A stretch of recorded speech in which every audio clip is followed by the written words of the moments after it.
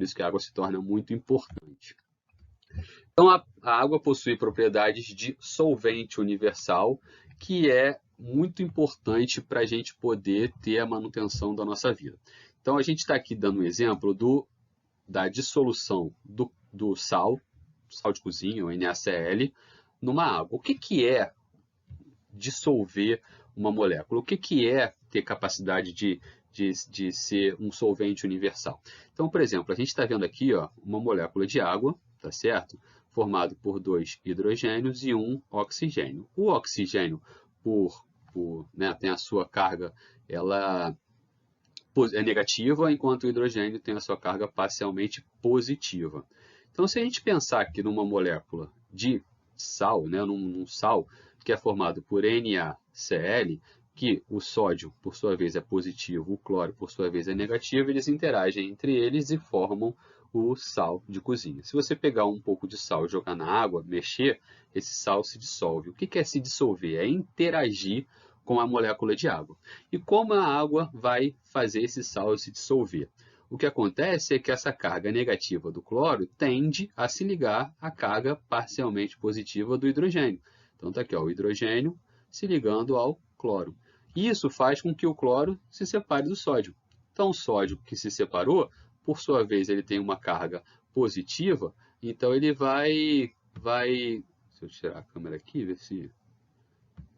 Ah, beleza. Olha lá. Então o sódio ele vai interagir então com o hidrogênio. Então a gente diz que esse sódio está hidratado porque ele está reagindo aqui com o oxigênio, que é uma carga parcialmente negativa. Então a gente faz a separação, a dissolução da molécula de sal, do NaCl. O Na interagindo com o hidrogênio, o cloro interagindo com o hidrogênio. Então a gente tem a dissolução dessa molécula. Isso que diz que a água é um solvente, porque ela é capaz de dissolver essa molécula de sal. Vamos voltar com a câmera aqui aparecendo. Então, ela faz isso com diferentes moléculas, tá? Com grupos polares, com grupos parcialmente carregados. Então, isso tudo faz com que essas moléculas se dissolvam na água. E isso é muito importante. Por quê? Porque o nosso organismo ele pode precisar do sódio para fazer um transporte, né? Os neurônios fazem a transmissão sináptica e o cloro pode ser utilizado para um outro tipo de transmissão sináptica, para um sinal inibitório, enfim. O sódio e o cloro têm funções diferentes. Então, se a gente ingerir sal, a gente precisa que essas moléculas se dissolvam, se separem, para o sódio realizar as funções dele e o cloro realizar a função dele, servir para as funções dele. Então, esse NaCl vai entrar no meio aquoso, se separar e a gente vai poder utilizar cada um deles. Se esse NaCl tivesse no meio lipídico, por exemplo, ou num óleo, por exemplo, esse sal não se dissolveria e a gente não poderia utilizar essas moléculas separadamente, esses íons separadamente, tá certo?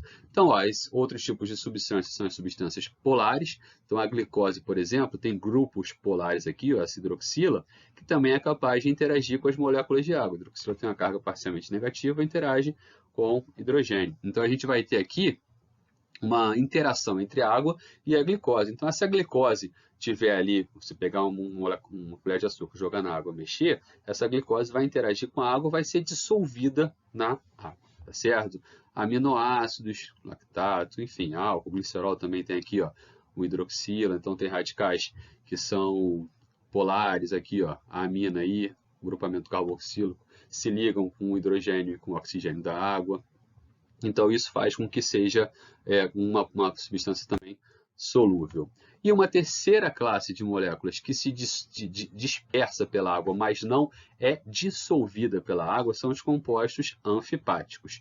Então, os compostos anfipáticos, como, por exemplo, fosfolipídios, eles têm grupamentos que são... O que são anfipáticos? Que tem uma parte polar e uma parte apolar. A parte polar, como eu disse anteriormente, ela interage com a água. Então, um fosfolipídio é esse aqui, tem uma cabeça polar e uma cauda apolar. Então, essa cabeça polar, ela interage com a água. Está aqui, a cabeça polar interage com a água. Essa cauda aqui, que é apolar, ela não interage com a água.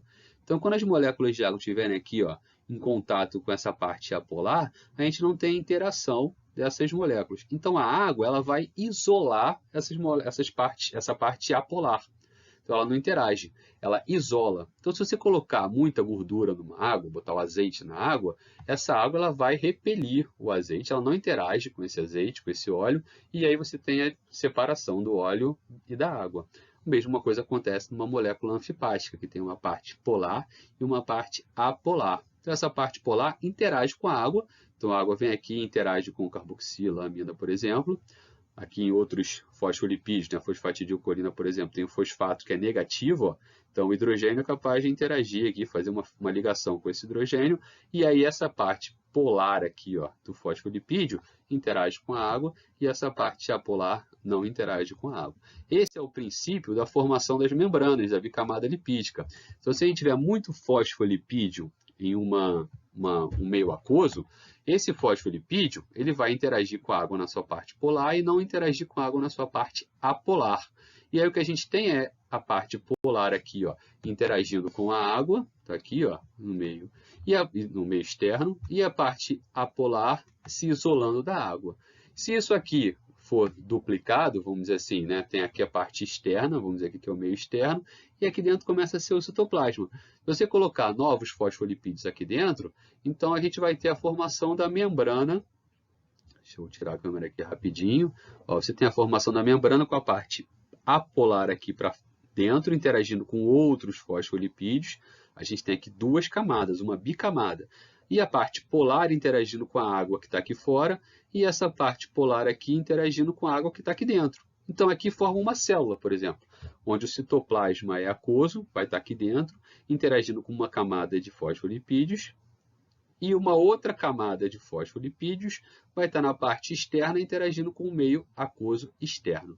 Então só é possível formar uma célula pela propriedade da água de interagir com compostos polares e não interagir com compostos apolares. Vai ter uma aula sobre membrana plasmática, vocês vão ver isso com mais detalhe, a gente vai prosseguir a aula para poder entrar daqui a pouquinho em pH. Certo? Então, essas interações aqui dentro são interações hidrofóbicas, feitas por moléculas apolares, e aqui fora interações, pode ser ponte de hidrogênio, interação que remetam a compostos polares. E aí a gente tem a água, além de ser um solvente importante, ela tem uma característica muito importante relacionada à ionização da água. Então a gente tem lá no Leininger um capítulo, uma parte enorme, mostrando um cálculo de como se calcula a ionização da água. Não é o nosso foco agora, tá bom? Mas por que a ionização da água é importante para a gente poder entender as funções da água no nosso organismo? Porque a ionização da água nos dá uma ideia de como essa água pode interagir com outras moléculas e como ela é importante na formação de um sistema tampão, tá certo? Então, olha só, a gente consegue calcular o que a gente chama de constante de equilíbrio a partir do grau de ionização da água, por exemplo, de uma molécula qualquer, né? A gente pode fazer de qualquer molécula, mas no caso da molécula de água, a gente tem como calcular a constante de equilíbrio. O que é a constante de equilíbrio? É um valor em que relaciona as concentrações dos reagentes e do produto em condições de equilíbrio. Então, a água é formada por hidrogênio e hidroxila, tá? HOH. Quando se juntam, formam o H2O. Então, ó, quando a formação do produto está em equilíbrio com os reagentes, a gente diz que essa água atingiu o equilíbrio e a gente tem uma constante para esse equilíbrio. O que é a constante? A gente consegue transformar isso num valor, lá no Leininger tem, quem quiser se interessar um pouco mais, tem lá o cálculo, e a partir de experimentos de condutividade elétrica, determinou-se que a condutividade, a constante de equilíbrio da água é 1,8 vezes 10 a menos 16. Então, nesse valor, a gente tem a mesma quantidade de água, produto, e de reagente, hidrogênio e hidroxila, tá certo? Aqui, ó. A mesma quantidade de hidrogênio e oxigênio, de hidrogênio e hidroxila e água, tá? A água está em equilíbrio. E aí, a partir daí, a gente tem um outro conceito, que é a concentração de água, concentração da molécula de água em molaridade. Tá? Isso vocês vão ver em química, em bioquímica, vocês vão ver isso com mais calma, já viram no ensino médio, tá bom? Então, a concentração da água, então a água, ela a concentração da água é de 55,5 molar. Então, a partir da concentração da água e da constante de equilíbrio da água, a gente consegue fazer um cálculozinho rápido aqui, ó. Então, a constante de equilíbrio ela é feita entre o equilíbrio, né, entre a concentração igual de hidrogênio, hidroxila e água. Se a concentração da água é de 55,5 molar, a gente já pode substituir aqui. A constante de equilíbrio está aqui, ó, 1,8 vezes 10 a menos 16. Então, a gente pode substituir a constante de equilíbrio pela condutividade, pela constante de equilíbrio da água. 1,8 vezes 10 é 16. Se a gente fizer essa continha aqui, vai dar 1 vezes 10 a menos 14.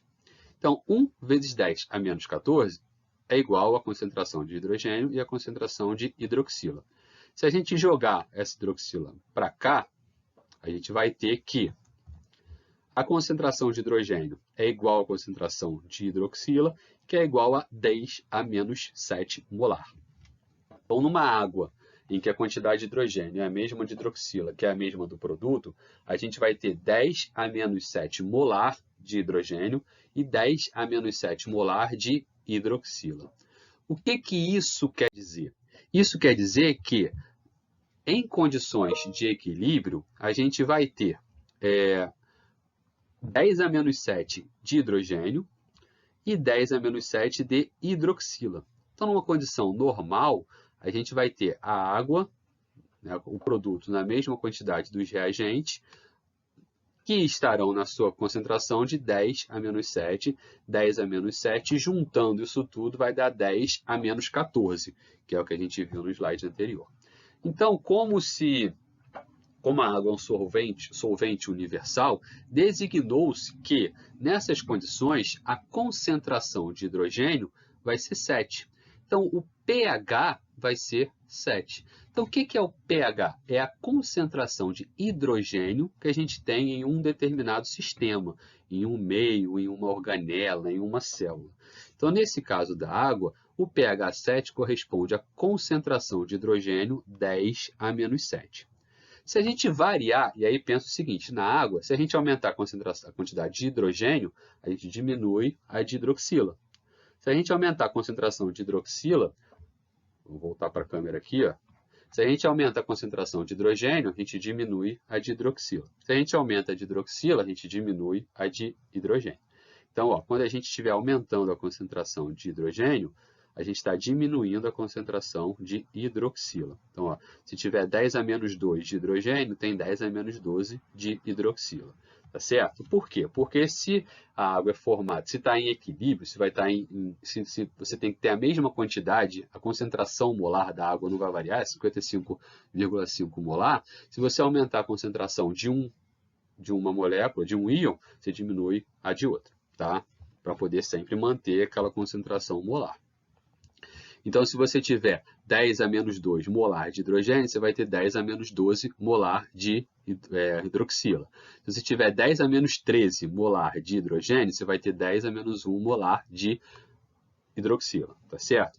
Qualquer variação nisso diz que a gente varia o pH.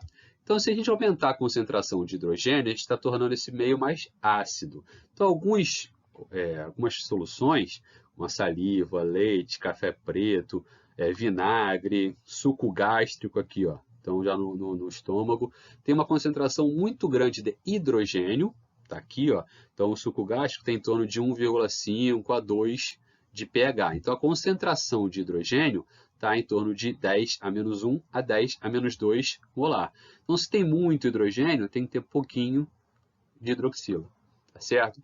Variando, a gente vai ter aqui soluções que são mais básicas, tem uma concentração maior de hidroxila e uma concentração menor de hidrogênio. Então, por exemplo, o sangue humano é um pouquinho mais básico do que a água, soluções aqui de base, tudo bem, amônia. Enfim, a gente tem soluções que vão ser mais concentradas em hidroxila e menos em hidrogênio. Isso torna essa solução mais básica, tá bom? Então, o nosso organismo, reparem, ele precisa de meios que são diferentes, tá? Então, a gente precisa de meios que sejam ácidos, meios que sejam neutros, meios que sejam um pouquinho mais básicos, tá? Então, a gente vai ter variações de pH que são importantes para determinadas funções fisiológicas, tá bom? E aí, quando a gente diz que uma concentração variou 1 de pH, a gente está dizendo que isso daí variou 10 vezes a concentração de hidrogênio ou de hidroxila. Então, do pH 10 a menos 7 para o pH 6, pH 7 para o pH 6, a gente variou 10 vezes aqui a concentração de hidrogênio. É bastante coisa, tá bom? E aí, a partir daí, a gente pode classificar, começar a falar sobre pH. Nessa parte final da aula, a gente vai falar sobre pH. Por quê? Porque essa forma da gente entender o pH, ele nos trouxe os conceitos de ácido e base. Então, o que são ácidos e bases? São substâncias que possuem características de doar ou receber prótons. Tá? Então, um ácido, que está aqui, ó, o ácido acético, por exemplo, ele tem um H+ ali, ó, na sua formação, tem um próton ali na sua formação. Uma base, no caso o acetato ou o ácido acético, ele não tem o H+ ali na sua formação. Então, os ácidos eles têm capacidade de doarem prótons, enquanto que as bases têm capacidade de receber um H+ aqui. Então, o que é isso? Vamos tentar explicar isso para vocês um pouquinho mais fácil. Por que isso é importante? Porque no nosso organismo a gente tem variações de pH, de concentração de hidrogênio normais. Tá? Isso acontece o tempo todo no exercício físico, no metabolismo, em reações químicas. E a gente precisa manter sempre aquele pH constante. Tá? Não estou falando que o pH tem que ser neutro, tem que ser constante. O tecido tem um pH ácido, a organela tem um pH ácido, o ambiente tem um pH ácido, ele precisa manter esse pH constantemente ácido. Um organismo que tem, uma organela que tem um pH básico, um ambiente que tem um pH básico, ele precisa manter esse pH constantemente básico. Para que isso ocorra, a gente vai ter que ter uma manutenção, uma solução que mantenha esse pH constante. Tá? E isso só é possível porque a gente tem soluções, tem compostos ácidos e compostos básicos que vão ajudar nessa manutenção. Então, existem ácidos fortes, ácidos fracos, bases fracas. Tá? Então, quanto mais forte for o ácido, mais facilmente esse ácido é dissolvido. Ele tem mais tendência a doar esse próton para um meio. Quanto mais forte for a base, mais capacidade ela tem de um próton do meio. Então, isso daí, essa manutenção de doar e receber prótons, constitui o sistema tampão. Então, um exemplinho aqui do como funciona a importância de um sistema não tampão. Então, por exemplo, vamos lá na água, que a gente já viu que a água tem a mesma quantidade de hidrogênio e hidroxila, em torno de 10 a menos 7 molar. Então, a quantidade de hidrogênio é 10 a menos 7 molar na água. Aí vamos supor que a gente injete, né, nessa água, nesse meio, ácido clorídrico. O ácido clorídrico é um ácido forte, ou seja, o HCl tem capacidade de dissociar desse próton muito fácil, desse hidrogênio muito fácil. Então, se você coloca HCl na água, rapidamente ele se dissocia. Tá? Então, rapidamente ele se dissocia em hidrogênio e cloro, vai ficar nessa água. O que vai acontecer? Vai aumentar a quantidade de H+ nessa água. Se você aumentar a quantidade de H+ nessa água, você está fazendo o que com o pH? Deixando ele mais ácido, mais baixo. Tá? Então, esse pH ele vai se tornar mais baixo, porque a quantidade de hidrogênio aumentou.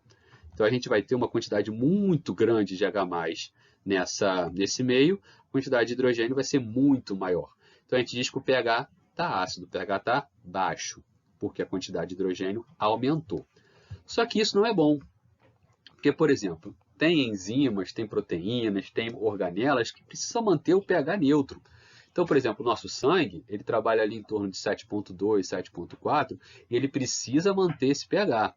Se tem alteração básica nesse pH, assim, de 0,3, 0,4, se ele passar de 7,4 para 7,0, você altera a estrutura de várias proteínas, você altera a função de várias organelas, de várias moléculas que estão circulando ali no sangue.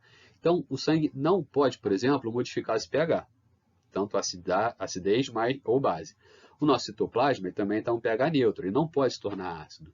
Por exemplo, o lisossomo ele é ácido, ele é um meio ácido. Por quê? Porque ele tem enzimas ali que agem num pH ácido. Ele precisa manter esse pH ácido. O nosso trato gastrointestinal ele tem um pH ácido. Ele precisa daquele pH em torno de 1 a 2 para poder manter a função das enzimas digestivas.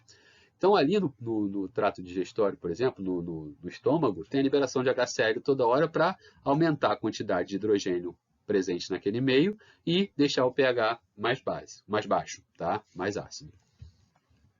Então, o que evita essa variação é o sistema tampão. Então, o que o sistema tampão faz? Quando a gente coloca HCl nesse meio, esse sistema tampão, esse HCl no meio aquoso, ele vai ser separado. Esse hidrogênio ele não pode ficar aqui vagando livre na água. Ele precisa ser neutralizado. Como que se neutraliza? A partir de um sistema tampão. Esse sistema tampão vai manter o pH desse sistema exatamente igual, porque ele vai neutralizar esse hidrogênio que está sendo liberado nesse meio. Tá? Então, essa concentração de hidrogênio não vai aumentar, esse pH não vai diminuir. Então, esse pH vai se manter íntegro. E aí, como a gente faz isso? Uma forma que a gente tem de fazer um sistema tampão muito interessante é a partir do ácido acético e do acetato.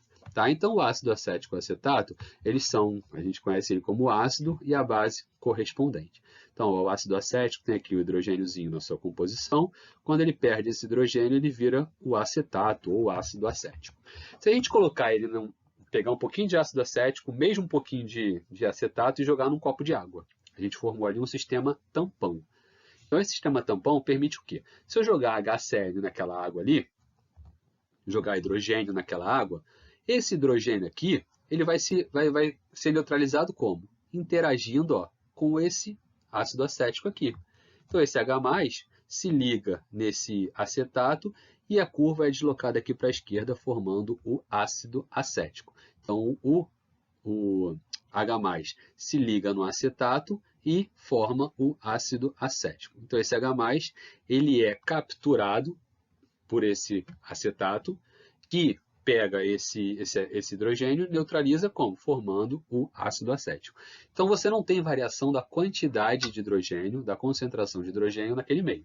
Você manteve o pH estável, a concentração de hidrogênio estável. Da mesma forma, se você colocar uma base naquele meio, tá? Você colocou uma hidroxila naquele meio. Lembra que o pH ele é a concentração de hidrogênio, mas está diretamente relacionada à concentração de hidroxila. Se você aumenta a concentração de hidrogênio, você diminui a de hidroxila. Se você adiciona uma base nesse meio, adiciona uma hidroxila, você aumenta a concentração de hidroxila, diminui a de ácido, a de hidrogênio. Perfeito? Então, se você colocar uma hidroxila ali no meio, você está diminuindo a quantidade de hidrogênio. Essa diminuição da quantidade de hidrogênio está aumentando o pH, está deixando ele mais básico. Isso não é bom. Tá? Se as enzimas gástricas agem num pH ácido, se aquele pH ficar básico, as enzimas param de agir. Então, não tem processo de digestão ocorrendo, por exemplo. No lisossomo, que é ácido, se aquele lisossomo começa a ficar mais básico, as enzimas que estão ali digerindo alguma molécula, algum composto, não vão agir. Então, você precisa de um pH sempre constante. Então, se eu adiciono uma base ali, o que essa base vai fazer? Ela não pode ficar ali livre. Então, esse ácido acético aqui, que é um doador de prótons, doador de hidrogênio, doa um hidrogênio para se juntar com essa hidroxila. O que forma H mais hidroxila? Água. A água tem um pH neutro, não altera nenhum sistema, no pH de nenhum sistema, e aí você deslocou a curva para a direita. Então, nessa situação, a gente vai ter maior quantidade de acetato, menor quantidade de ácido acético, porque esse ácido acético doou o próton aqui para a água, para a hidroxila formou a água, e o acetato foi formado. É isso, pessoal. Qualquer dúvida, a gente vai ter o nosso ED para poder tirar essas dúvidas. E estou à disposição. Até a próxima, pessoal. Um grande abraço.